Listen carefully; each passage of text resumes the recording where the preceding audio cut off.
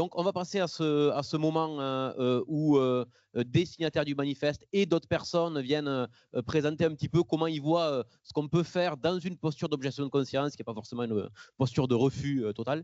En tout cas, c'est ce qu'on va discuter. Donc, j'invite les gens qui étaient prévus de venir à la tribune à venir. Et ça va être effectivement le moment dans le public également, voilà, pourra participer à dire voilà, moi j'essaie de faire ça, mais j'ai du mal, etc. Et je passe le micro à Sylvain.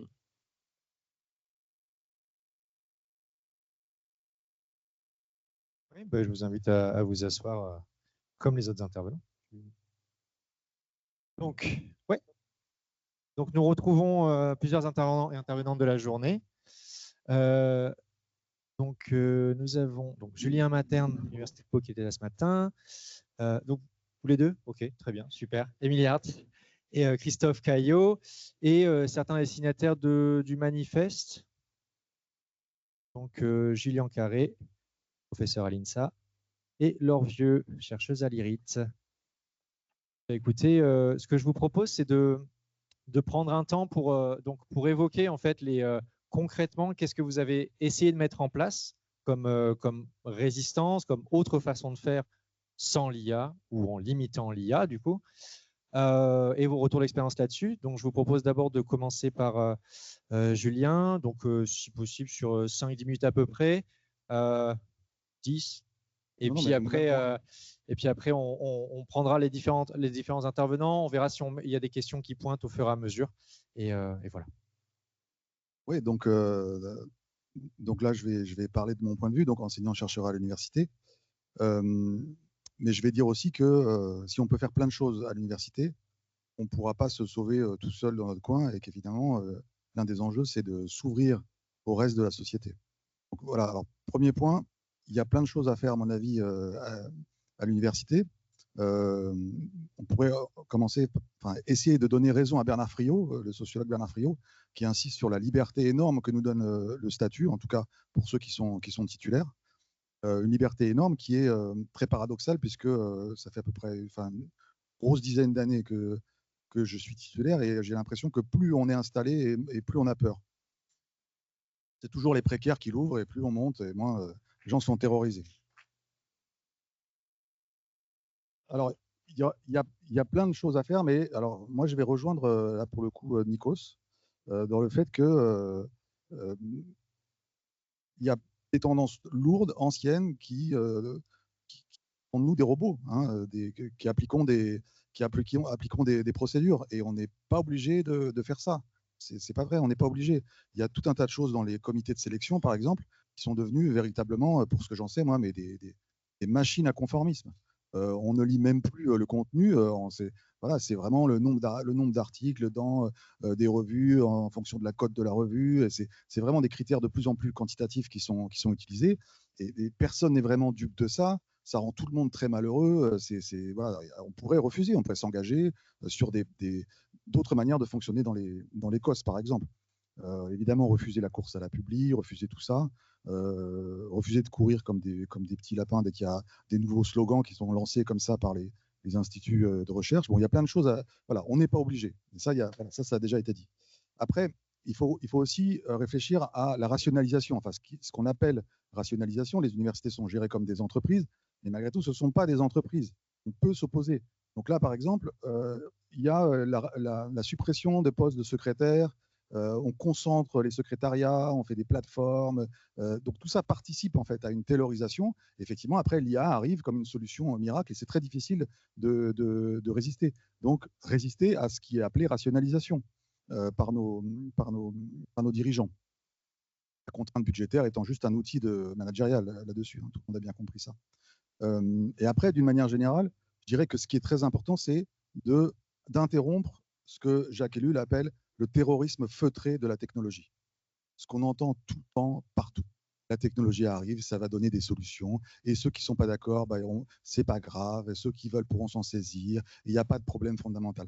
Il y a vraiment ce discours-là, et bien, quand on l'entend, je pense qu'il faut dire non, il faut refuser cette destruction de la parole à laquelle on assiste. et s'opposer, faire entendre une autre voix. Et c'est pour ça que ce genre de moments est important, parce que ça peut donner un peu confiance. C'est très important aussi d'avoir un discours de vérité vis-à-vis des étudiants, à qui on assène un discours technophile à longueur de temps, et qui, eux non plus, ne sont pas dupes. Hein, donc c'est très important de leur parler aussi directement et honnêtement de tout ça, y compris de nos propres contradictions. Donc voilà, il y a ce discours de vérité. Bon, je vais pas développer, il y aura plein de choses qui pourront être dites. Je voudrais quand même dire 2 points sur des combats qui sont sinon des faux combats ou peut-être des choses secondaires. Alors par exemple, l'histoire des données. Il a beaucoup été question de se battre pour protéger nos données. Eh bien, oui, peut-être. Effectivement, il y a un processus de privatisation, de marchandisation des données, mais il ne faut pas faire comme si la transformation du monde en données était un processus naturel et neutre. On peut aussi refuser, en tant que personne, en tant qu'humain, pour reprendre les propos, refuser d'être transformé en sac de données. À partir du moment où on est transformé en sac de données, effectivement, il ne faut pas s'étonner ensuite qu'on soit méprisé. Donc la transformation générale, la numérisation générale du monde, elle n'est pas neutre. Et finalement, après, la privatisation, on peut pas, à mon avis, on ne peut pas faire grand-chose si on accepte la première phase.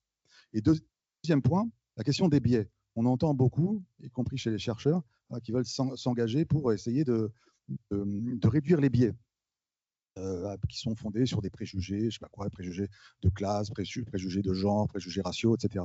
Alors oui, d'accord, on peut se battre sur les biais, mais le problème, c'est qu'il y aura toujours des biais. Il y en aura toujours, parce que qu'est-ce que c'est l'horizon? Ce serait des systèmes de gestion totalement neutres, totalement impersonnels. En fait, qu'est-ce que c'est cette situation-là? C'est la mort, en fait. Un système où il n'y a pas de biais, c'est un système qui est mort. Et le pire, c'est que moins il y a d'humains, parce que moins il y a de biais, plus les biais qui restent deviennent décisifs. Le problème, c'est la bureaucratisation du monde. Ce n'est pas le fait qu'il y ait encore un peu d'humain dans cette bureaucratisation. Donc, à mon avis, il faut s'opposer à la bureaucratisation du monde, à la mise en chiffres, la mise en données. Si on peut aussi s'opposer marginalement au biais, pourquoi pas, mais ne pas souscrire à cet idéal d'une bureaucratie qui serait pure et parfaite, parce que ça n'existe pas. Donc il faut, à mon avis, on peut le faire, il est encore temps. Bon, on est devant un gouffre. Alors, je vais défendre la position extrémiste qui consiste à dire peut-être qu'il ne faut pas tomber dans le gouffre. Et je pense qu'on peut le faire. On peut le faire à l'université et, comme dirait l'autre, des sanctuaires, c'est-à-dire des lieux qui sont protégés du déferlement technologique qui nous entoure, des lieux où on peut continuer à essayer de penser ou réapprendre à essayer de penser et aider les plus jeunes à apprendre à penser avec nous. Voilà. Mais évidemment, ça c'est le deuxième point, ça n'a pas de sens si on ne s'attaque pas à la numérisation et au déferlement technologique dans le reste de la société. Tout à l'heure, on a parlé de traduction. Et oui, c'est terrible, c'était terrible à entendre ce que vous avez dit. Mais dans un monde dans lequel les langues disparaissent à une vitesse accélérée à cause de l'homogénéisation, l'uniformisation, dans ce monde-là, évidemment, à la fin, quelque part, l'IA sera parfaite pour la traduction. Parce qu'il n'y aura pas plus de complexité à traduire. En fait, moi, je pense que l'IA, elle est déjà parfaite pour traduire du Donald Trump ou du Emmanuel Macron. Et en fait, c'est évidemment, si le monde s'aplatit, il n'y aura plus aucun problème. On vit déjà quand même dans un monde où les marxistes français parlent comme des Américains. Il y a quand même quelque chose qui s'est passé. Il faut résister aussi à ça. Et c'est pareil, moi j'enseigne en sociologie, mais si le marché du travail suppose que dans les entreprises, dans les institutions dans lesquelles ils seront embauchés, il faudra utiliser ChatGPT, mais qu'est-ce que vous voulez qu'on dise? On peut effectivement se préserver des espaces en dehors de ça, mais il faut aussi empêcher le monde de s'aligner sur ce modèle-là. Donc peut-être créer ces sanctuaires-là, mais qu'ils soient aussi des bases arrières pour être en discussion avec tout un tas d'acteurs qui sont confrontés à ces problèmes dans la société civile. Voilà. En gros, ce que j'avais dit. Merci beaucoup. Alors moi, je vais vous parler d'une base arrière qui s'appelle une organisation syndicale, puisque vous êtes tous et toutes des travailleurs et travailleuses et vous avez en vos mains des outils qui sont précieux pour les sujets qui nous occupent, qui sont les organisations syndicales qui vous défendent au quotidien dans tout ce que vous pouvez rencontrer. Et nous, notre action, ce qu'on a déjà mis en place, elle s'inscrit dans ce cadre-là. Et si nous, on a réussi à le mettre en place au sein du SNES FSU en construisant des mandats pour ensuite pouvoir les défendre et pour pouvoir aller parler aux collègues sur la base de ces mandats et les convaincre et les embarquer avec nous et faire, voilà. Bah, je pense que ça doit être possible ailleurs, dans d'autres, d'ailleurs ça se fait déjà. Et ce que nous, on observe en tentant de travailler avec, sur le plan syndical, c'est que, ben, en tout cas dans notre champ de syndicalisation à nous, donc dans l'enseignement secondaire, on est les seuls à avoir un discours aussi, construit depuis aussi longtemps et aussi critique. Voilà, donc ce qu'il faut commencer déjà, c'est investir les organisations syndicales et leur demander de muscler leur jeu et de muscler leur réflexion sur les enjeux de l'IA, de ne pas être dans un discours d'accompagnement des évolutions comme le sont déjà un certain nombre d'organisations syndicales. Nous, pour vous donner des exemples très concrets de ce qu'on fait au SNES FSU, ben, on écrit beaucoup, on produit beaucoup. On fait un énorme travail de veille pour porter à la connaissance, bah, vous en avez vu quelques échantillons, hein, pour porter à la connaissance de la profession ce qui est en train de se passer, mais aussi pour porter à la connaissance du grand public, parce que finalement, tout ce qu'on diffuse à travers nos publications syndicales ou notre site internet, c'est accessible au grand public. Et c'est comme ça, par ailleurs, qu'on se retrouve contacté par des journalistes qui demandent à ce qu'on leur explique comment ça se passe pour nous, l'IA, dans l'éducation nationale. Je parlais de mandats et de l'importance à travers les organisations syndicales de construire des mandats pour ensuite pouvoir s'appuyer dessus et parler aux professions voilà, qui sont présentes ici. Nous, notre mandat qu'on porte maintenant, c'est un mandat de principe de précaution. On a voté ce mandat-là à notre dernier congrès à La Rochelle il y a 2 ans. Et en fait, l'idée, c'est avant de se lancer dans des IA à tout va dans l'éducation, on veut des études scientifiques, on veut des études d'impact, on veut savoir ce que ça va faire aux apprentissages, aux métiers. On veut une application de ce principe de précaution. Et donc, ce qu'on fait concrètement, c'est qu'à chaque fois qu'on doit intervenir dans une instance de soi-disant dialogue social, avec le ministère de l'Éducation nationale, avec la Direction générale des ressources humaines, avec bref, tous les gens à qui on parle, au niveau national comme au niveau local, parce qu'il y a aussi beaucoup d'instances décentralisées, on va dire, déconcentrées plutôt, bah, on dit principe de précaution. Et on le répète et on le martèle et ça finit par faire son chemin. Et ça fait son chemin aussi dans la profession, qui prend conscience qu'on peut demander autre chose en fait et qu'on a la capacité de demander autre chose et qu'on a avec nous la force collective. Enfin, on est plus nombreux en fait. Nous, à l'Éducation nationale, on est 1 million de professionnels, quoi. Si on veut pas, bah, ils peuvent pas faire sans nous en fait. C'est aussi simple que ça. Donc, c'est pareil dans tous les milieux professionnels. Alors, OK, d'accord, nous, on est dans le cadre d'un service public, on n'a pas la pression du marché, on n'a pas des actionnaires qui vont nous dire faut que la boîte, elle soit rentable. OK, d'accord. Mais quand même, prendre conscience de cette force collective, ça nous paraît hyper intéressant. Oui, puisqu'on parle de choses concrètes, des moments aussi qui sont importants, des moments d'échange pour vous dire ce qu'on peut faire et ce qu'on essaye de faire nous syndicalement. Donc on a fait de nombreuses formations syndicales et en fait il n'était pas rare, donc cette année j'ai dû en faire une 20aine et j'ai pu, par exemple quand j'étais à Limoges, j'avais 230 collègues qui étaient face à moi. À Lille, ils étaient 250. Donc ça veut dire qu'il se passe quelque chose et ça veut dire que notre parole quelque part elle porte. Alors on sait en gros ce qu'on sait mais on ne sait pas après ce qui va être récolté, mais ça c'est un travail qu'on fait et qui nous semble très important. Alors, on est bien conscient que le syndicat, c'est qu'un outil parmi d'autres. Pour le coup, ça peut être vraiment un outil, contrairement aux IA. Alors évidemment, traversé par des contradictions, marqué par des formes de bureaucratisation, etc. Bien sûr, ce n'est pas un outil magnifique, mais c'est un outil. Et c'est nous, notamment, ce qu'on propose, c'est de là qu'on parle. Et en plus, c'est un outil parmi d'autres dans le sens où on participe à des fronts plus larges. C'est-à-dire que on ne se contente pas d'être nous, le SNES FSU, mais déjà avec toute notre fédération, la FSU, à travailler avec la CGT, à travailler avec Solidaire, à travailler internationalement. Il y a une internationale de l'éducation avec laquelle on essaye de travailler, notamment au niveau européen, pour essayer de faire avancer les choses en termes d'action syndicale, de prise de conscience de ce qui se passe, et sachant qu'on part de loin, hein, parce que syndicalement, par exemple les États-Unis, le premier syndicat enseignant aux États-Unis, l'AFT, c'est un syndicat qui vient de passer un accord en bonne et due forme avec OpenAI et avec Microsoft. Donc, pour qu'ils forment les profs et qu'ils leur donnent des outils avec plein de guillemets. Voilà, et eux, c'est important. Enfin, c'est le plus gros syndicat d'enseignants du monde, hein. Donc, il y a quand même un travail à mener, une lutte à mener là-dessus. Et on fait aussi du travail, on va dire, unitaire, quoi. Le fait d'être là aujourd'hui, d'ailleurs, merci encore, d'avoir participé à une plateforme qui s'appelle Hiatus. C'est un texte qui a été signé, notamment, on a parlé de l'atelier paysan tout à l'heure, Solidaire, Attaque, etc. Il y a plein d'orgas qui ont signé ce manifeste-là. C'était au moment du sommet de l'IA de Macron. Il y a eu plusieurs contre-sommets. Donc voilà, il y a eu une tentative, notamment autour de la quadrature du net et Félix Tréguer, dont on en a déjà parlé. Et c'est un texte qui est super, qu'on a signé syndicalement. Voilà. Donc on fait ce travail-là, et puis la FSU, notre fédération, participe à des luttes dont on a parlé tout à l'heure et qui seront centrales si on veut gagner.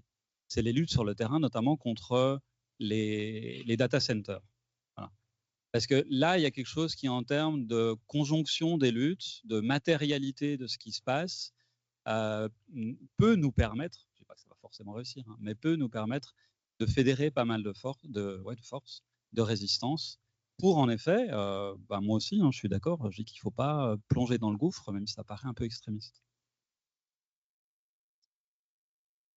Moi, je voudrais peut-être dire un petit mot sur ce qu'on peut faire en tant qu'enseignant-chercheur dans les établissements d'enseignement supérieur, peut-être en repartant et en disant peut-être un petit mot par rapport au texte qui est paru aujourd'hui sur le label sans IAG.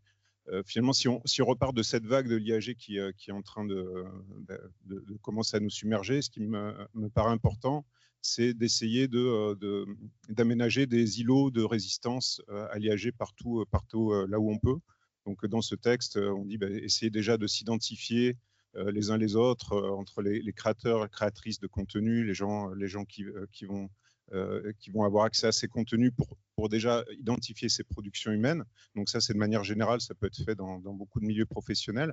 Mais si on regarde ce qu'on peut faire, nous, dans l'enseignement supérieur et la recherche, et je voudrais rappeler encore une fois quelque chose qui me paraît quand même très important, c'est qu'on a une très grande liberté dans notre métier, et donc on a une très grande marge de manœuvre, beaucoup plus grande probablement que dans le secondaire, et je pense qu'il faut vraiment s'en saisir. Donc s'en saisir, c'est probablement à toutes les échelles, donc à l'échelle de ces cours.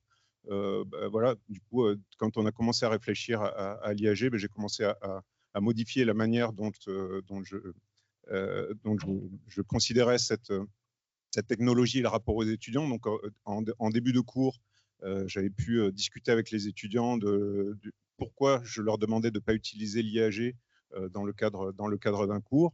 Et finalement, alors au début, ça a été assez surprenant là-dessus. Et en fait, à la fin du cours, j'ai eu des très bons retours de la part d'étudiantes et d'étudiants qui m'ont dit, et cette phrase m'a vraiment beaucoup plu, ça rejoint un peu la confiance dont on parlait tout à l'heure.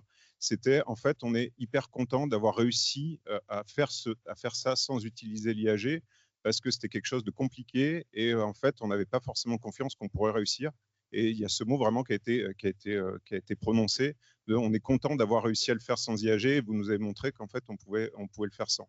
Et donc ça, c'était quelque chose que j'ai trouvé très, très intéressant.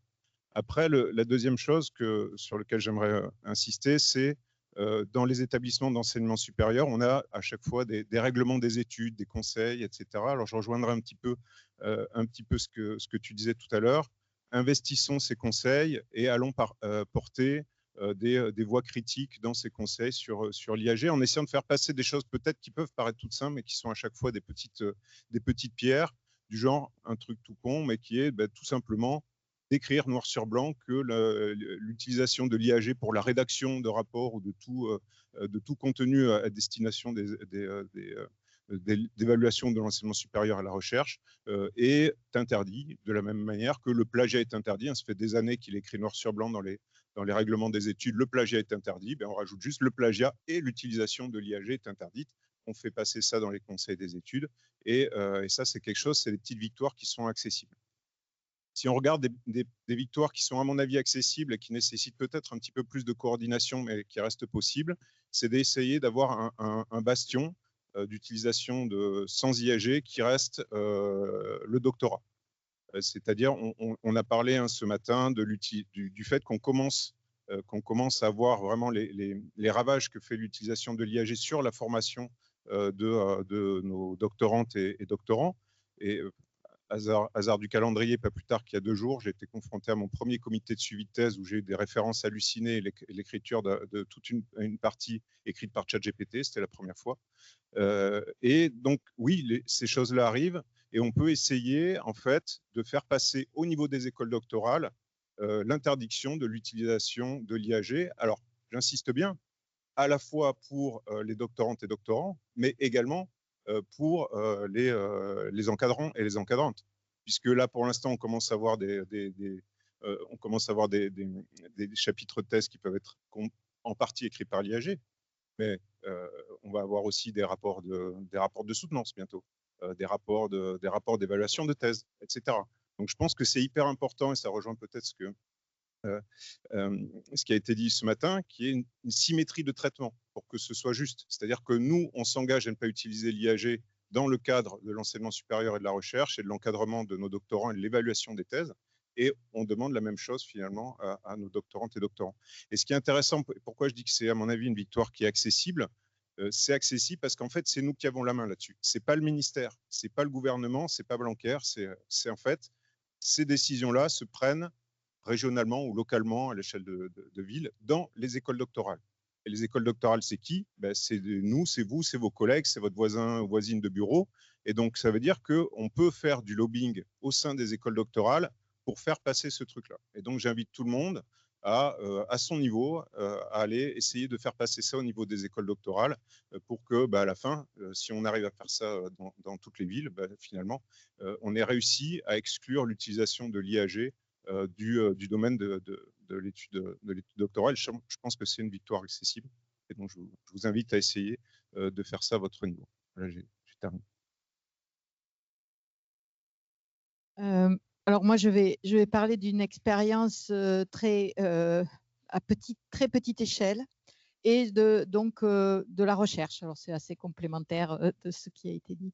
Moi, je suis à l'IRIT, qui est un laboratoire d'informatique.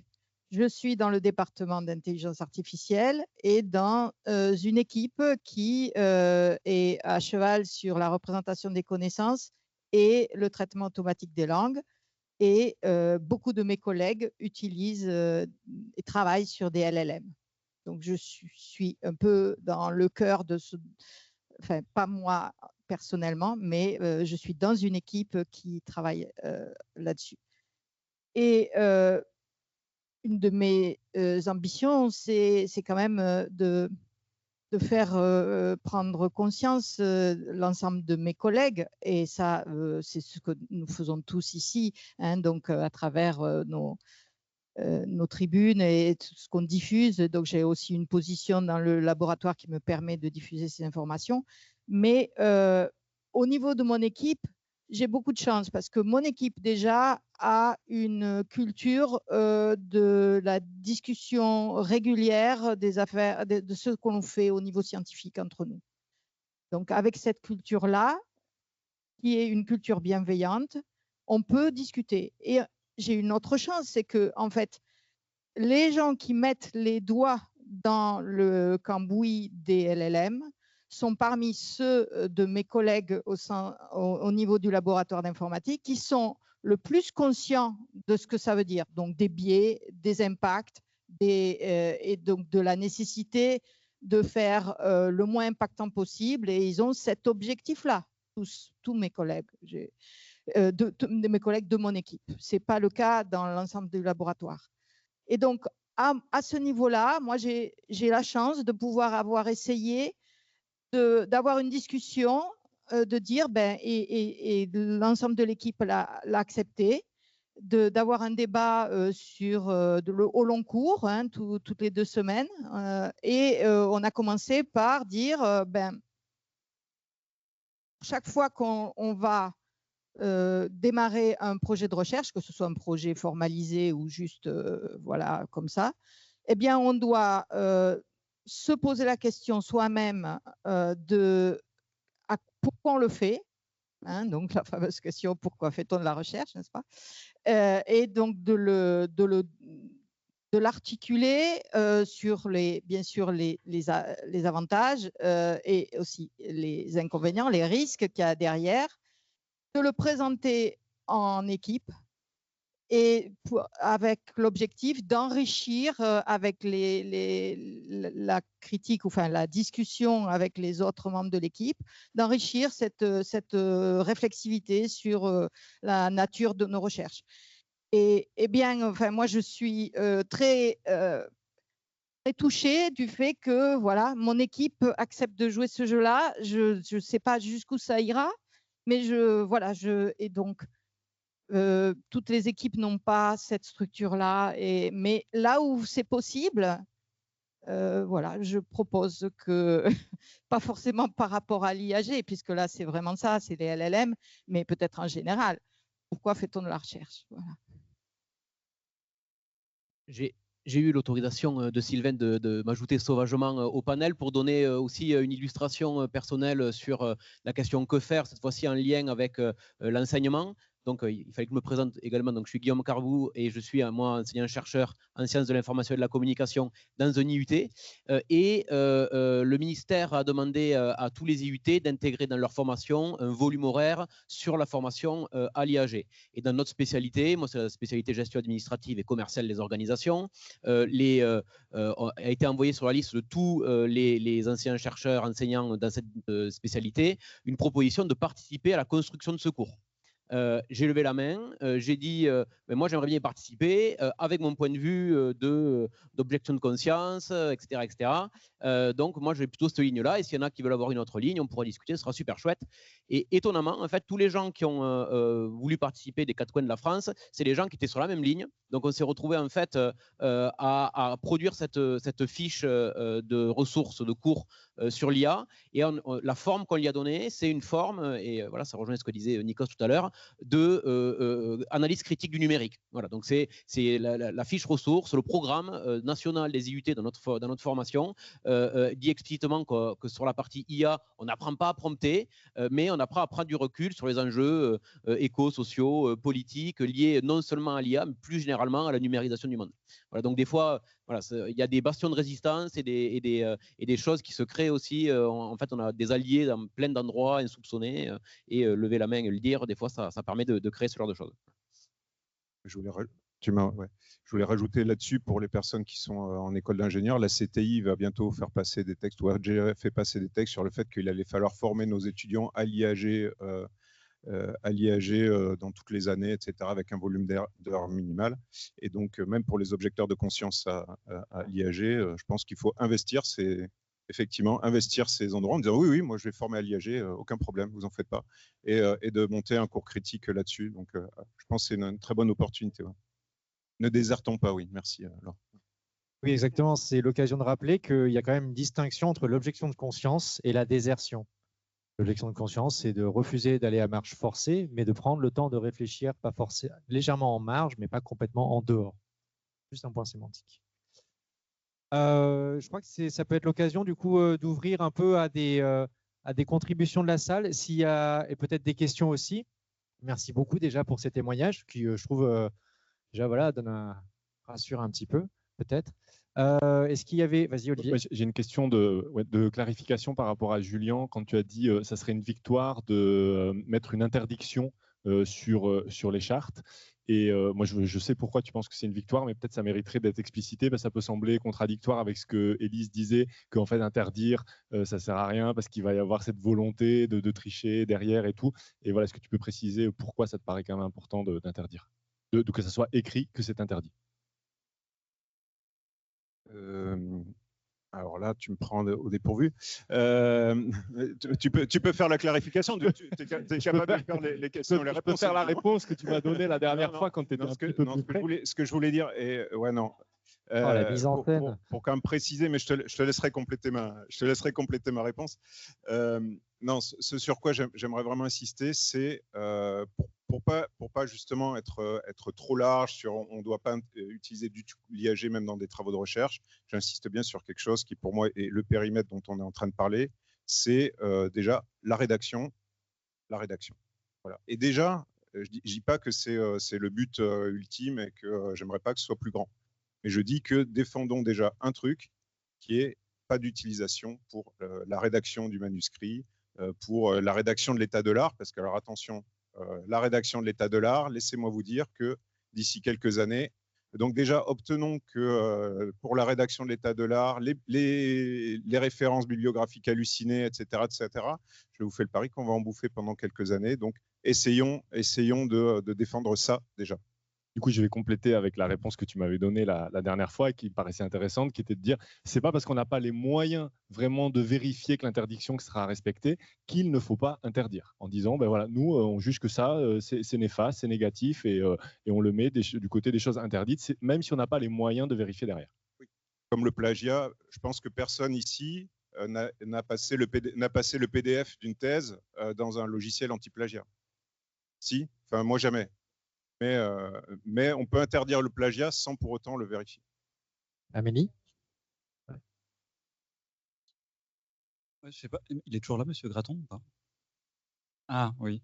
Je voudrais saluer votre panache quand même, parce que vous étiez face à une audience pas forcément en accord avec vous globalement, voire globalement très en désaccord.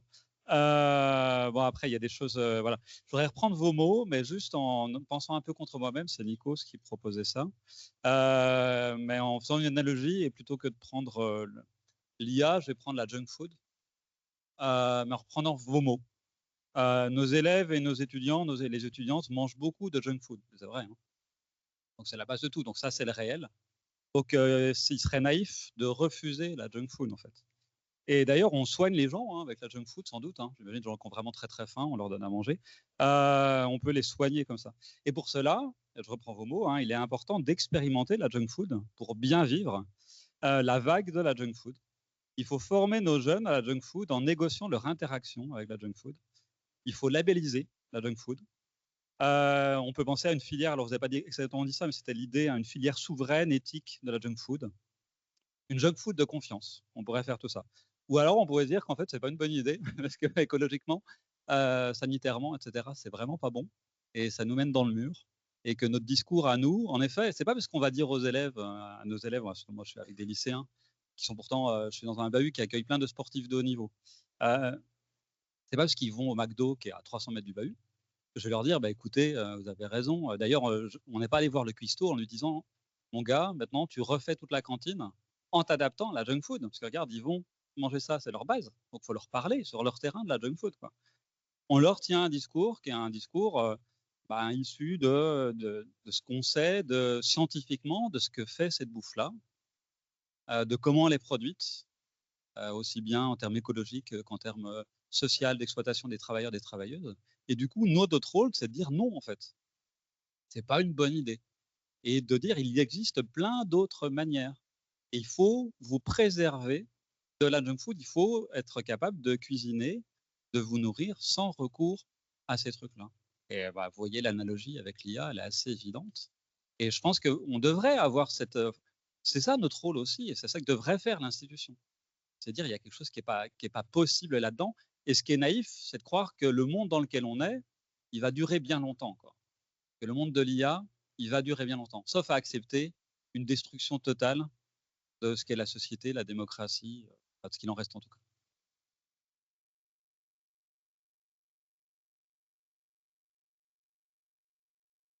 Alors, je vais peut-être jeter un froid. Moi, je suis un peu choqué par la façon qu'il y a de recevoir quelqu'un qui n'est pas tout à fait d'accord avec vous et comme ça de l'humilier publiquement.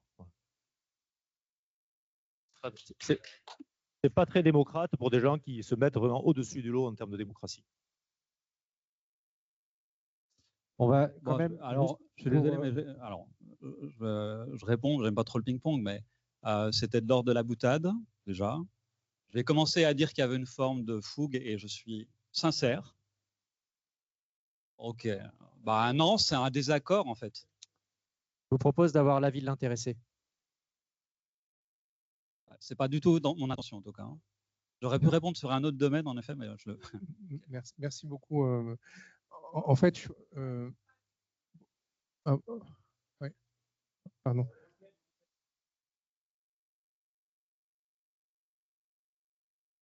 En fait, excusez-moi, peut-être que je pense que l'exemple de l'Action Food est vraiment bien trouvé. Et je suis content que finalement, on arrive à avoir une discussion entre nous. En fait, la junk food, c'est connu que c'est mauvais pour la santé parce que, eh bien, on a fait des études sur l'impact sur nos systèmes, le gras, tout un tas de choses. Et ce que je défends comme scientifique, c'est simplement que sur un objet très, très compliqué, ce qu'il faut que vous sachiez, c'est qu'un objet comme ChatGPT, qui est développé par des industriels, eh bien, ce n'est pas un objet qui est bien compris par les scientifiques, même parce que ce sont des objets qui sont trop, trop compliqués. Et moi, par rapport à ça, en fait, ce que je défends, c'est une recherche qui permet d'étudier les propriétés de ça. Et voilà, donc ouais, j'espère que, en tout cas, comme je vous l'ai dit, je n'ai pas voulu caricaturer, mais plutôt positionner vraiment sur cet aspect recherche. Et après, effectivement, le cancer, c'est une maladie et où l'IA fait vraiment des choses en termes d'imagerie. Donc après, quand on est confronté à ça, on accepte ou pas. Ça, c'est peut-être une autre question, mais je pense que c'est un fait scientifique. Excusez-moi. Juste dire un tout petit mot très vite fait, très court sur la médecine. Le principe de base de la médecine, depuis le début, c'est le risque-bénéfice. Donc ne parler, quand on parle de l'IAG, que des bénéfices, sans jamais évoquer qu'est-ce que ça fait à 150 ou 400 millions de travailleuses et travailleurs du clic sur leur santé de faire ça. Quelles vont être les conséquences du réchauffement climatique, de vivre à côté des data centers sur les gens qui y vivent, etc., etc., etc. Donc peut-être que le jour où on aura réussi à prouver que l'introduction massive de l'IAG dans nos sociétés est globalement bénéfique pour la santé, on en rediscutera. Pour l'instant, je suis intimement persuadé que ce n'est pas le cas. De toute façon, il n'y a aucun résultat qui le montre.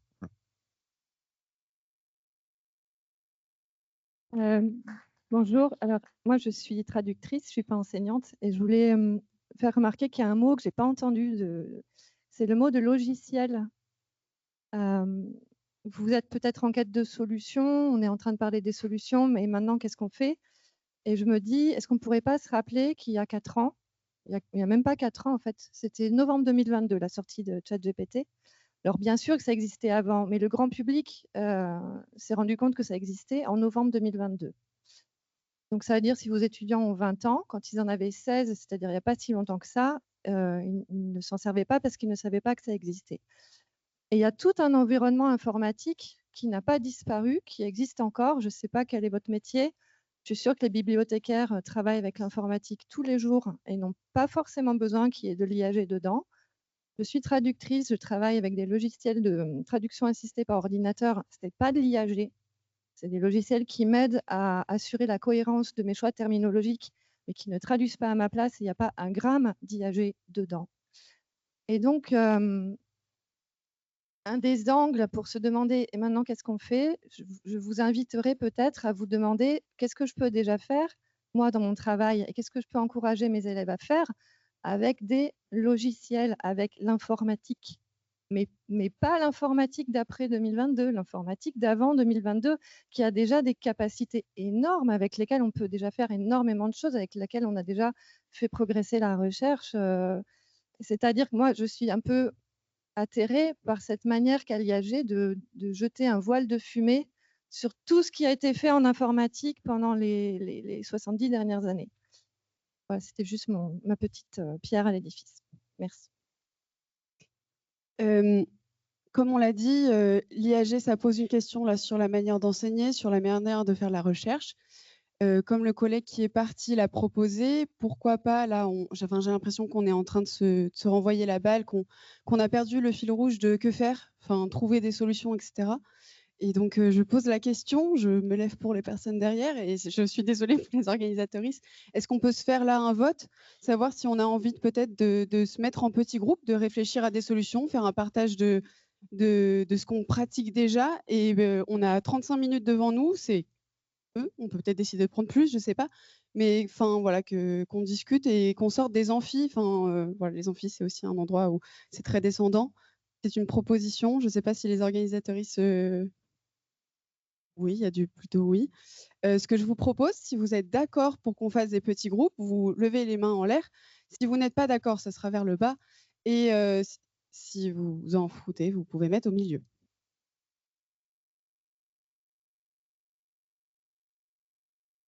Bon. Si les personnes qui sont d'accord, sinon on se regroupe et on gère ça de notre côté. On peut vous faire une synthèse dans 35 minutes.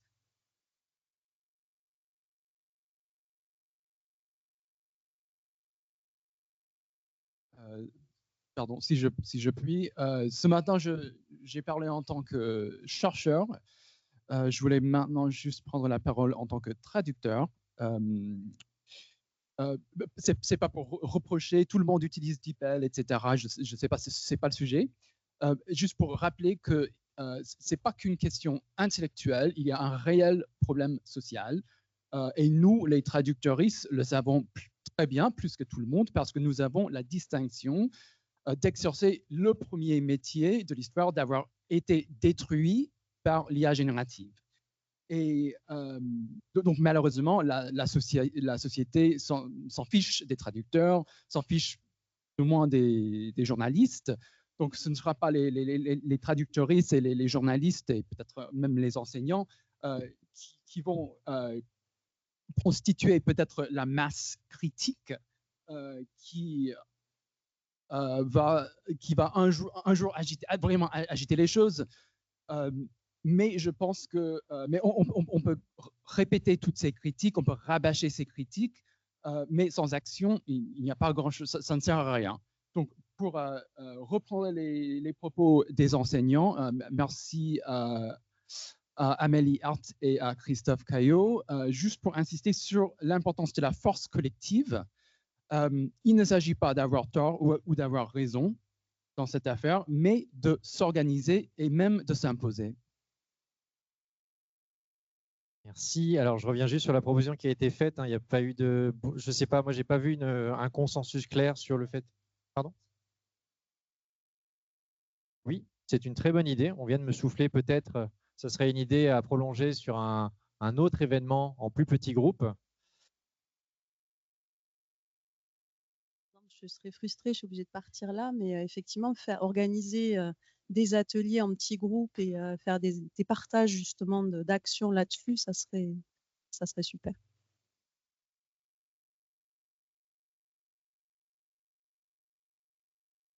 Bien, en votre âme et conscience.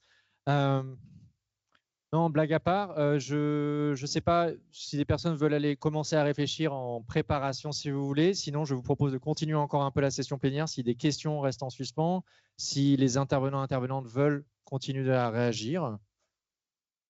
D'autres témoignages, je crois que c'était vraiment que faire. Donc, s'il y a des témoignages de personnes qui ont fait des actions, qui veulent partager des idées ou des choses qu'elles ont déjà expérimentées.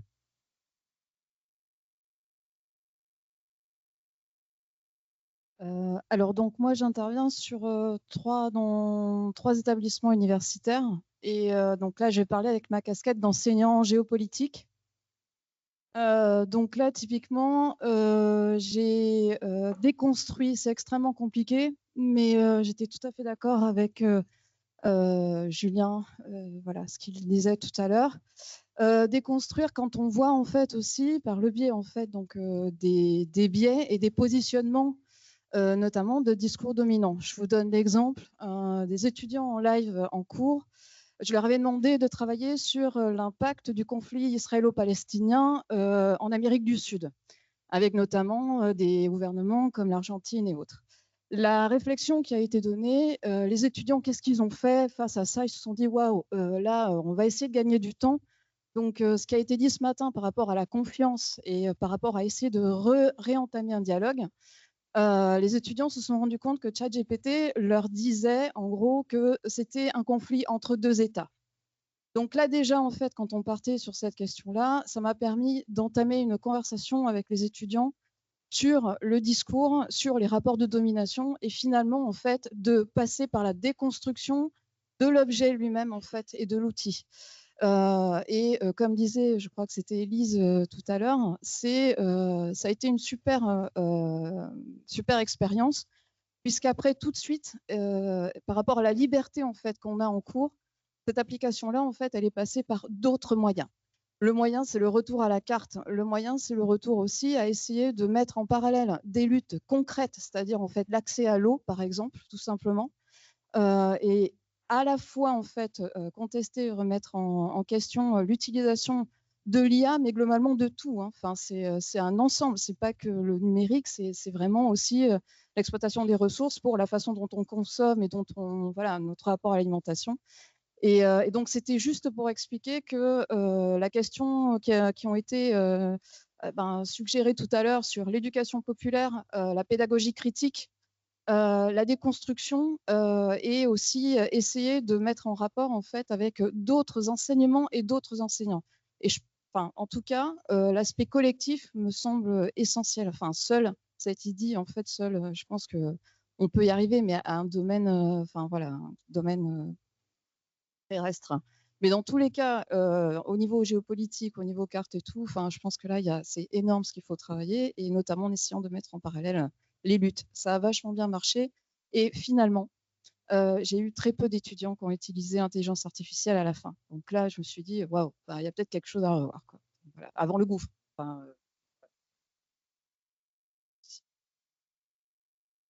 Si je peux ajouter quelque chose,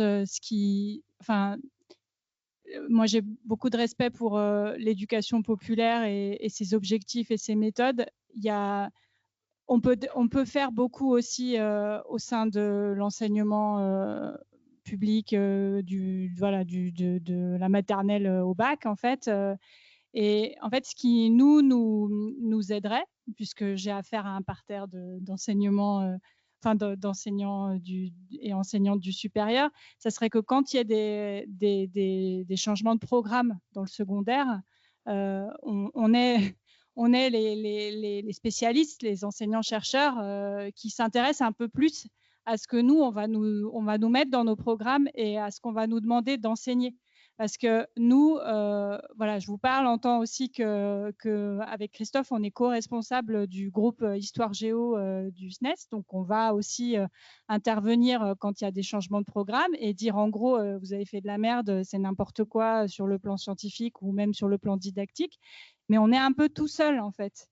Et ça serait vraiment super qu'on ait davantage de liens et de soutien et d'intérêt de la part des spécialistes pour ce qui est enseigné dans le secondaire, pour qu'après, nous, on puisse s'emparer de notre liberté pédagogique pour enseigner des trucs qui ont du sens. Et revenant à des choses qu'on a déjà expliquées, du coup, avoir un enseignement qui a du sens, c'est aussi un enseignement qu'on peut continuer à défendre et dont on peut continuer à avoir plaisir à l'exercer, et du coup, dont les collègues vont moins être tentés de se dire « Oh, ça me saoule de faire ce chapitre, je vais demander à ChatGPT de le faire à ma place ». Je donne un seul exemple.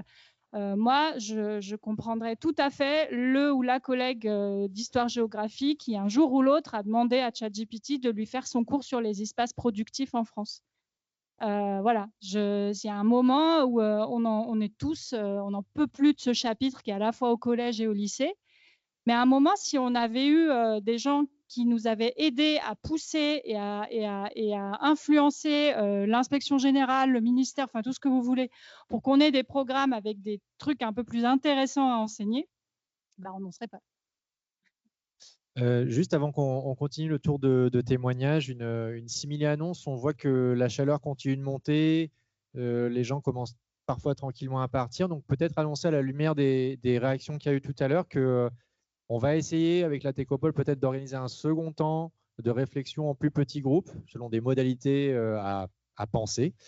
Voilà, bon, les gens qui sont partis, peut-être on l'annoncera aux gens qui se sont inscrits pour aujourd'hui pour les maintenir au courant. Donc voilà, ce n'est pas fini. Bonjour, moi je suis Prague, donc enseignante du second degré, mais dans le supérieur à l'IUT. Je suis prof de lettres modernes à l'origine et expression communication à l'IUT. Nous, ça fait longtemps qu'on cherche et j'enseigne à des étudiants en génie mécanique et productique, donc l'expression communication, c'est pas fort, c'est dans leur tasse de thé. Mais on essaye de les former un peu à l'esprit critique. Ah, pardon, plus fort. Je parle plus fort. Et donc, voilà, il y a la question des médias, voilà, pour réagir un peu au discours, on nous ment, on nous manipule, mais en fait, ils ont une assez faible connaissance des médias. On a traversé plusieurs formes d'exercices, leur faire des recherches, voilà, par exemple, je sais pas, Le Monde, version papier, version numérique, ça c'était des posters. Puis on est passé avec le changement de programme qui a été évoqué tout à l'heure, c'est du DUT au BUT, à un autre exercice qui était la revue de presse, qui est un exercice qui se fait aussi beaucoup dans le second degré.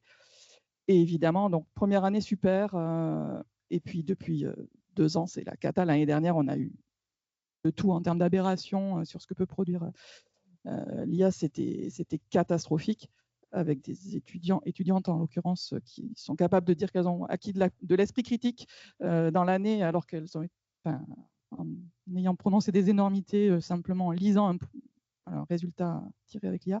Et du coup, cette année, on est revenu, alors non pas aux cartes, mais à la presse papier. On s'est inscrit à la semaine de la presse à l'école. Voilà, on est encore des écoles, même dans le supérieur. Et on a fait venir plein de journaux et on a mis des journaux dans les mains de nos étudiants qui les avaient pour la première fois dans les mains pour la plupart.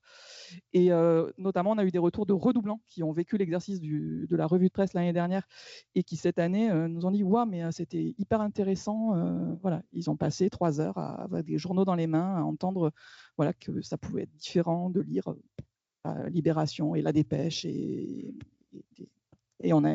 c'était… Voilà, donc voilà, on se pose vraiment la question de concrètement comment réagir. Et donc, oui, le retour à des outils antérieurs à ChatGPT est possible. Mais on n'a pas résolu tous nos problèmes. Hein. Mais ça, là, on a trouvé une solution. Merci. Ouais.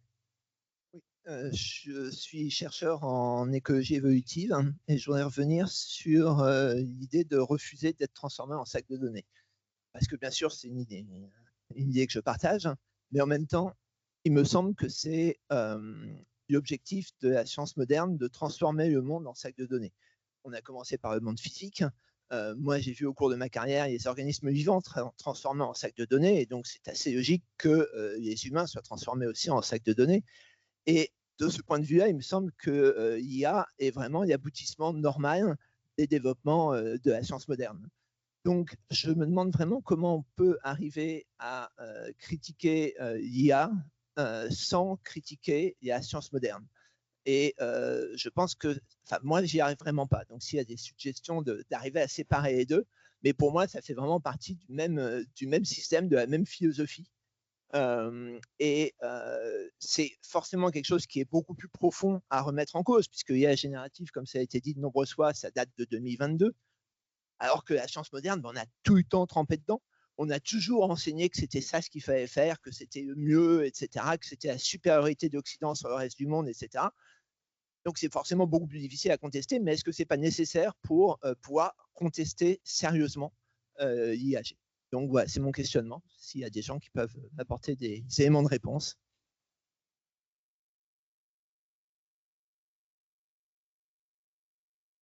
Des réactions ou des témoignages? Moi, ça va être rapide, je suis d'accord. Effectivement, il faut critiquer la science moderne. Je suis d'accord.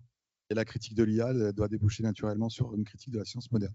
Ce qui ne veut pas dire un rejet intégral de toute la science moderne, nécessairement, mais de l'hégémonie de la science moderne, ce qu'on appelle la science moderne, fondée sur l'expérimentation en laboratoire, la reproductibilité, la mathématisation, ce qui est en fait une conception industrielle de la vérité. Effectivement, je crois qu'il faut contester aussi l'hégémonie de ce type de savoir-là et défendre d'autres types de connaissances, ce qui ne veut pas dire tomber dans n'importe quel relativisme ou spiritualisme. Mais il y a d'autres formes de connaissances et on peut essayer de défendre une société dans laquelle on aurait un équilibre entre des formes de connaissances beaucoup plus incarnées, beaucoup plus limitées, et certaines connaissances issues de la science moderne. Simplement, aujourd'hui, on n'a pas du tout les conditions sociales d'un équilibre, et au contraire, les conditions d'une accélération et d'une disparition de toute forme de connaissance autre qu'une connaissance de type industriel. Donc, je suis complètement d'accord, mais là, ça ouvre un débat qui nous emmènera bien plus tard que 18h, je crois. J'ai levé la main et je prends le micro. Ça m'intéresse de m'insérer dans la discussion des trois précédents intervenants. Je crois qu'un espace de résistance, c'est de travailler la matérialité, en fait, et la sensibilité des interactions humaines avec les étudiants, avec des collègues quand on est en projet de recherche. Moi, je suis chercheur au CNRS, j'enseigne un petit peu dans un master. Donc, c'est des gens qui sont à Bac+5. Ce n'est pas tous les publics de l'enseignement supérieur des étudiants. Je regrette que ce soit à ce moment-là qu'on puisse discuter de ce que vous dites, c'est-à-dire d'épistémologie, dans quel cadre épistémologique les sciences, les savoirs sont construits. Est-ce que c'est un cadre très cartésien, exclusivement positiviste, machin, ou est-ce qu'il y a d'autres visions finalement de rapport au monde qui sont questionnées, qui sont débattues? Et ça passe dans une expérimentation, dans une matérialité qui va bien au-delà de je fais un exposé descendant, je donne des énoncés, etc. Nous, notre approche pédagogique, elle est plutôt sur de l'expérientiel, de la discussion, du débat. Et là-dedans, il n'y a jamais la place pour l'IA.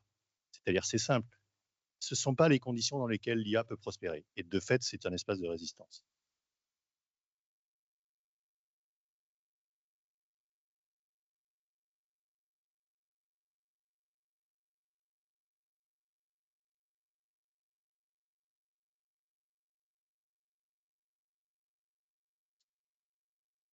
Moi, je voulais partager un petit peu l'expérience d'un programmeur. Donc, je suis développeur.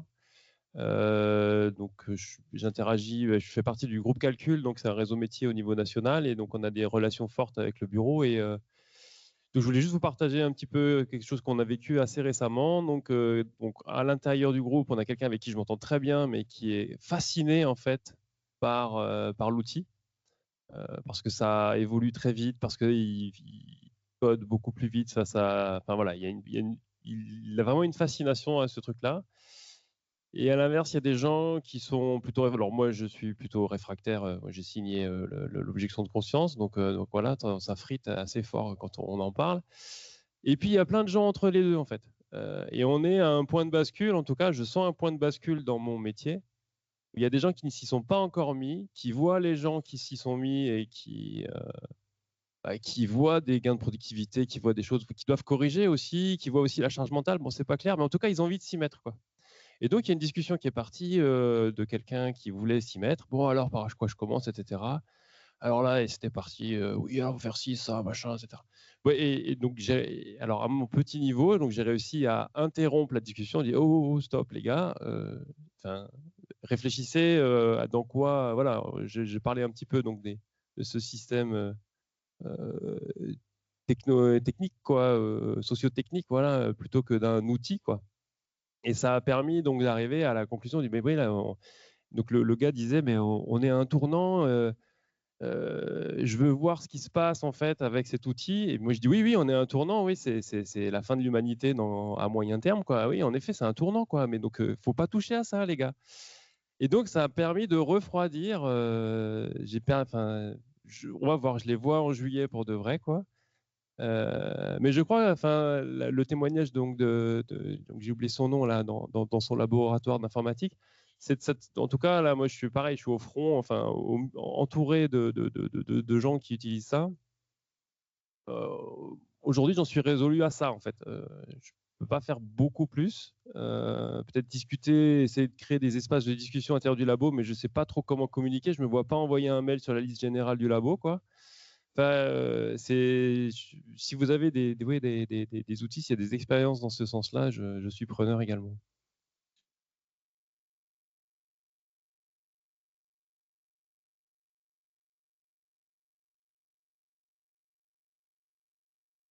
Je reviens pour dire, bon, pour envoyer un mail à tout le labo, c'est possible si on a une oreille dans la direction. C'est-à-dire que si la direction est pas forcément alignée sur l'objection de conscience, mais est ouverte au fait qu'il y ait un débat sur ça, alors là, oui, c'est possible et c'est organisable.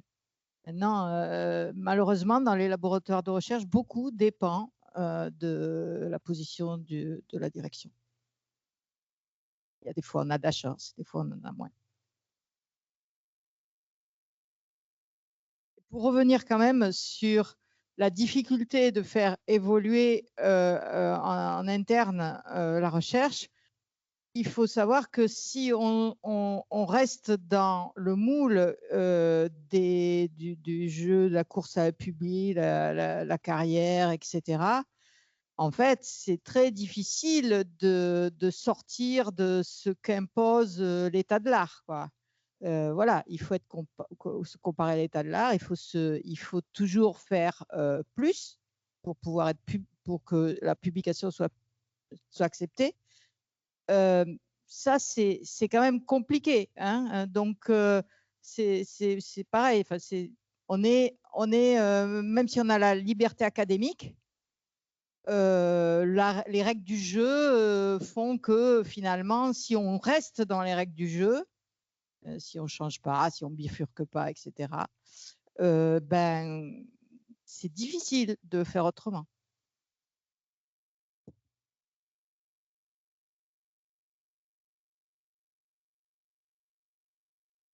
On prend le temps de la réflexion.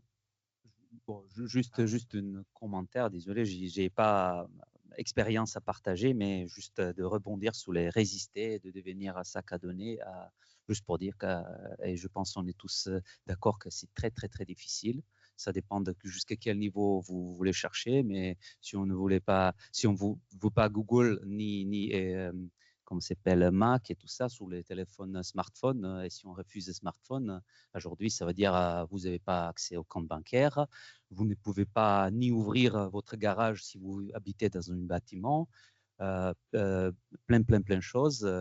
Donc, juste pour dire que c'est très difficile. Donc, et quand on est seul, c'est encore plus difficile parce que finalement, qui s'intéresse pour une minorité, une promille des personnes bref, donc ça c'est juste un commentaire. Et après, juste de rebondir aussi sur cette regard critique qui est mentionné. Nous, on a vécu quand même une éducation différente de l'époque et je pense qu'on quand même toujours garde cette regard critique et on peut même se permettre, en quelque sorte, même que je ne le fais pas, d'utiliser IA parce qu'on aura cette regard critique. Mais moi, malheureusement, j'ai déplore la jeunesse parce que je ne vois pas qu'il développe cette regard critique. Et donc, s'il continue comme ça, comment? Donc, juste un peu vos commentaires vis-à-vis de ça, parce que pour moi, c'est ça que je vois. Je suis des étudiantes et étudiants, et je vois qu'il n'a aucun regard critique qui est derrière. J'essaie de l'expliquer, mais ils font semblant de me comprendre, mais je ne pense pas qu'ils comprennent.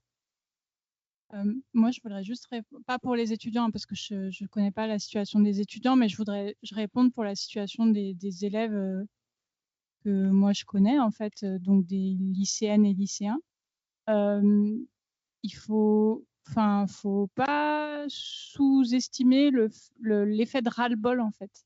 Ils entendent tellement parler d'IA matin, midi et soir.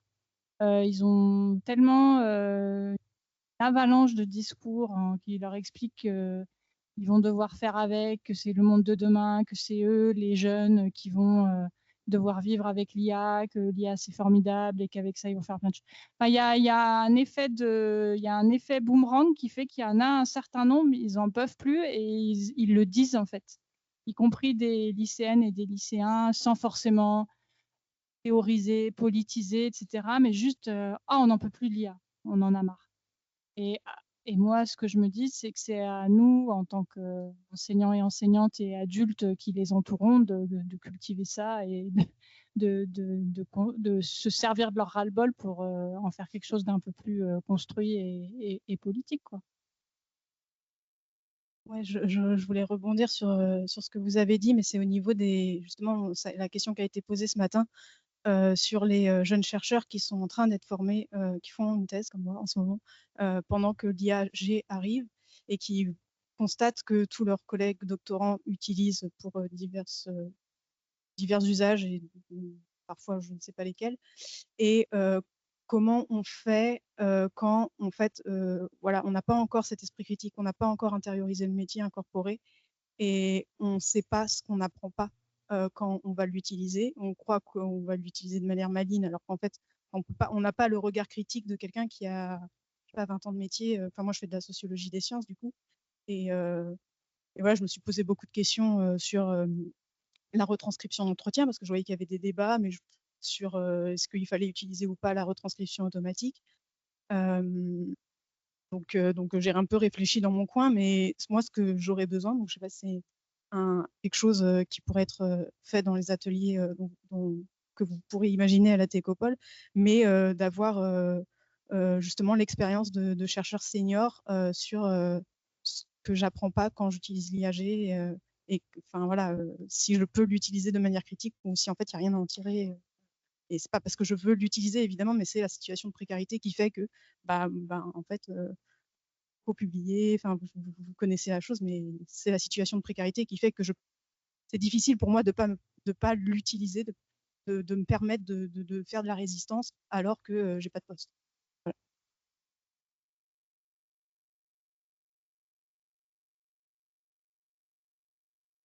Oui, non, juste là-dessus. Moi, je tiens à dire que franchement, si j'étais étudiant, je pense que j'utiliserais l'IA. Hein. C'est impossible il faut vraiment être héroïque pour résister à ça aujourd'hui. Donc, j'ai des étudiants qui, je suis sûr qu'ils n'utilisent pas l'IA parce qu'il y a plein de fautes. Et franchement, je leur tire mon chapeau. C'est vraiment incroyable de résistance. Et parce que tout est aligné pour qu'on soit presque obligé de le faire. Là, je pense là-dessus, il faut lire Günther Anders, ce qu'il a écrit en 1956 sur la honte prométhéenne. Là, le concept de honte prométhéenne, il marche à merveille pour l'IAG, et une personne qui est là confrontée à une page blanche. C'est tellement dur d'écrire.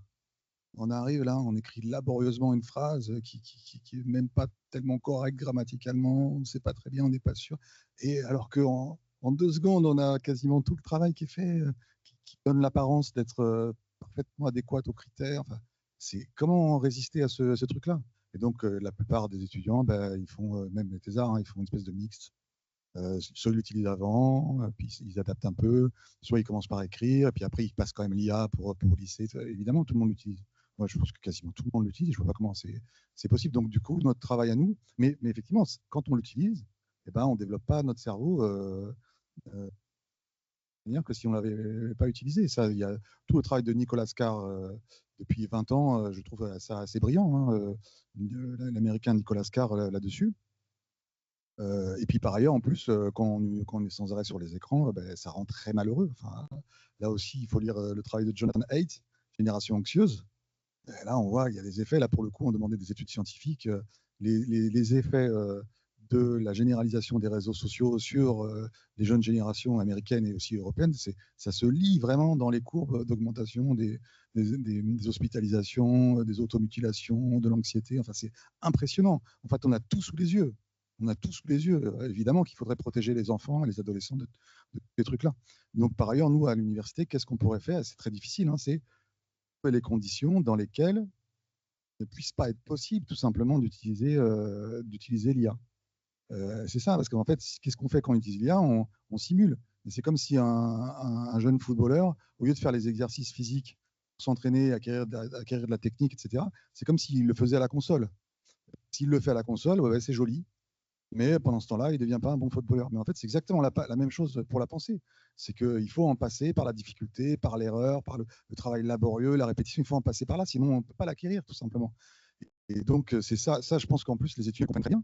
Mais c'est parce qu'ils comprennent ça qu'ensuite, ils peuvent le faire. Parce qu'il y a les conditions de la concurrence, on leur parle sans arrêt de leur futur métier, etc. Donc, c'est hyper dur. Donc, nous, en tant qu'institution, on a posé un cadre dans lequel il n'est tout simplement pas possible d'utiliser l'IA ou dans lequel utiliser l'IA ne sert à rien. Très difficile. Moi, je donne de moins en moins de travail écrit à faire rédiger à la maison. Mais même pour des exposés, c'est compliqué parce que les 3/4 des étudiants, pour faire des exposés, ils demandaient à ChatGPT et ça fait un truc. Ça fait un truc. En moyenne, si une classe peut utiliser l'IA, ce sera globalement le niveau monte. Hein.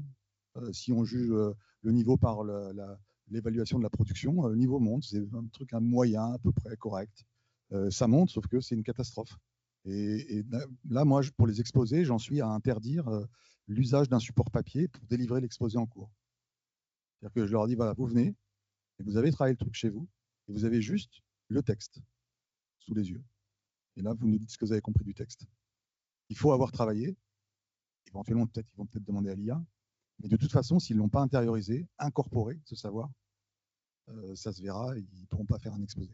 Et moi, j'en suis là, c'est un petit peu de la torture. Enfin, ça leur plaît pas beaucoup, mais je pense que c'est trouver un cadre. Peut-être si vous avez d'autres idées, je ne sais pas, mais trouver un cadre dans lequel l'IA ne peut pas marcher, quoi. Faut quand même pas sous-estimer nos forces aussi, parce qu'on en a, même s'il est chaud et qu'il fait chaud, je veux dire, il est tard, donc on a un peu, voilà, on a un peu plombé par tout ça. Mais parmi les formes de résistance, il y a quand même quelque chose dont on a été profondément privé, mais qui existe encore, enfin, qu'on peut recréer, c'est le collectif de travail. Là, je suis à l'INSPE sur Dijon et dans notre petit groupe en histoire-géographie, on a réussi à travailler sur ça, à se mettre d'accord sur un ensemble de discours qu'on va tenir, qu'on tient aux élèves, aux étudiants, aux étudiantes, futurs profs devant nous, et qui n'est pas un discours de culpabilisation individuelle, mais rappelant que ce sont des dispositifs sociotechniques et que profondément, s'ils les utilisent, ça sera des machines qui leur permettront jamais d'acquérir la maîtrise de leur métier, en fait. Ils ne sauront jamais faire leur métier. Du coup, ils seront réduits à des tâches d'exécution. Et ça va les entraîner dans l'aliénation. C'est notamment des choses comme ça. Puis on a favorisé un discours, enfin on essaie de faire émerger un discours avec eux, des échanges démocratiques, on va dire, le plus souvent possible sur ces questions. Donc ça, c'est nécessaire, ce collectif de travail, et il faut se battre pour l'avoir. Mais il y a autre chose. Moi, si je reviens à cette idée de pourquoi on agit au niveau syndical, c'est que au niveau très local, à l'échelle locale, on peut se débrouiller en quelque sorte pour rendre impossible l'IA, mais profondément, notre lutte syndicale et politique, etc., ça doit être de rendre non désirable le recours aux IA, en fait. Il faut retrouver des agencements en termes de relations sociales, en termes de métiers, en termes de rapport au vivant, en termes de tout, en fait, qui font que, contrairement à ce que fait la tech et nos hiérarchies qui veulent nous l'imposer comme un truc désirable où on n'a plus le choix, il faut recréer les conditions du choix et se dire que ce qui est désirable, c'est justement de ne pas utiliser les IA, parce que c'est ça qui fait sens, et profondément sens de la vie d'ailleurs, hein, parce que voilà, rédiger une machine qui rédige à notre place, certes, c'est plus facile, mais c'est tellement déprimant en fait, ça nous ôte la vie en fait, c'est autant de demander à une machine de vivre à notre place, quoi. On nous met sous perfusion et puis une machine va vivre à notre place. Donc voilà, et c'est pour ça que nous, notre lutte, c'est pour ça que moi du coup, au niveau personnel, mais non seulement je parle en tant que syndicaliste, mais en tant qu'individu. C'est pour ça que je suis dans cet engagement syndical et j'étais militant politique avant. C'est que j'ai bien conscience qu'on a des choses à faire dans des petits, à l'échelle locale, mais que si on veut faire en sorte que nos élèves n'aient pas envie d'utiliser les IA, il faut qu'on ait un tout autre système scolaire, en fait. C'est-à-dire que, évidemment, si on les évalue en permanence, si on a un système hyper discriminant qui font que la plupart, on a plein d'élèves qui sont éloignés de l'école. Et pour eux, en fait, l'école, c'est là on leur demande de produire des machins qui n'ont pas de sens pour trouver sa place dans une lutte. L'IA, elle correspond parfaitement à ça. Elle produit un machin qui permet un peu de faire semblant, qui fait simulacre dans une lutte, quoi. Et notre lutte syndicale et nos luttes politiques, c'est ça, en fait. C'est défaire, déconstruire ce système scolaire. On veut créer notre école, créer notre société. Je crois qu'on ne peut pas faire l'économie de ces luttes-là, qui sont des luttes à l'échelle locale, et aussi des luttes globales, et notamment par le syndicat. Il est 18h. Nous allons prendre les 3 dernières interventions et on refermera. Bravo pour avoir tenu. Voilà. Je vais rebondir sur le collectif à l'échelle locale. Du point de vue de la recherche, on est tous impliqués à des moments dans des collectifs et en particulier dans des animations de conférences, dans des évaluations d'articles qui sont soumis. Donc, on est dans des comités de programme de conférences, dans des comités éditoriaux de revues. On est dans des COS pour évaluer les candidatures, etc. On devrait se saisir de ces moments-là pour déjà poser des règles si elles ne le sont pas déjà, pas de relecture par IAG et aussi en profiter pour discuter de finalement si on détecte des choses qui sont générées par IAG, parce que on est les premiers submergés, hein, donc on a une croissance exponentielle d'articles soumis aux conférences et aux revues, et gérer ça devient très très difficile. Donc on est concerné par cet usage de production, donc on doit trouver des règles déjà pour gérer ça. Et la première des règles, c'est on ne va pas faire des relectures par IAG. Donc déjà, se conscientiser du côté opposé, et ça permet de poser des règles du côté de ceux qui soumettent. Enfin, on est tous des deux côtés d'ailleurs, mais de profiter de ces comités pour poser le problème qui est matériel. On est submergé, mais aussi on a nos propres règles. On est dans des moments où on peut prendre la parole pour dire faisons autrement. Donc, emparons-nous de ça. C'est petit, mais ça peut disséminer. Merci. Moi, j'ai un petit partage d'expérience, c'est peut-être du coup une petite ouverture sur des potentiels ateliers prochainement. Moi, je suis chercheuse et je ne fais pas du tout d'enseignement. Du coup, je n'ai pas du tout ce levier dans le cadre voilà, de la formation par les cours, etc. Mais par contre, j'encadre des projets, quoi, master, peut-être bientôt thèse, on verra. Et du coup, je me posais la question de faire cette continuité entre potentiellement quand ils sont en cours et du coup quand ils arrivent au labo. Et donc, si je reviens sur le manifeste d'aujourd'hui, sur le label sans IAG, par exemple, je me dis peut-être que ça peut permettre à des étudiants à mon avis, il y en a, hein, parce que j'en ai entendu parler, qui sont un peu submergés, parce qu'en fait, ça rentre dans ce culte de la performance et qui sont un peu coincés et essaient de l'utiliser. Et donc, je me dis peut-être que s'identifier comme ça dans nos collectifs de recherche entre chercheurs, voilà, mais ça peut peut-être attirer des étudiants qui verraient une porte de sortie et du coup qui rendraient visible cette autre manière de produire de la connaissance. Mais par contre, et c'est vrai que ça me pose la question, c'est que potentiellement, il faut accepter d'être moins performant et que du coup, c'est beaucoup plus facile de l'accepter quand on est en poste que quand on est voilà. Et donc peut-être, voilà, comment on fait en fait? Comment on fait pour rendre désirable cette recherche sans IA générative, mais aussi comment la valoriser? Et du coup, c'est là où les syndicats ils peuvent avoir un super rôle à jouer là-dedans, dans les processus d'évaluation et du coup, voilà, peut-être une petite réflexion sur cette continuité enseignement, recherche et valorisation de cette manière de produire de la connaissance bas carbone, plus éthique, quoi. Dernière intervention. Oui, donc on a eu plein de témoignages qui relèvent de la sociologie de nos institutions, des micro-politiques et des micro-enjeux de pouvoir, enfin très foucaldien, tout ça.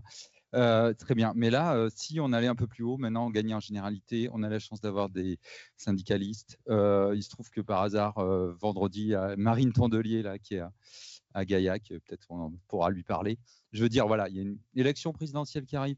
Il faudrait que cette question vraiment émerge au niveau politique national et que moi, voilà, je dis, il y a des projets d'interdiction des réseaux sociaux pour les jeunes jusqu'à 16 ans, etc.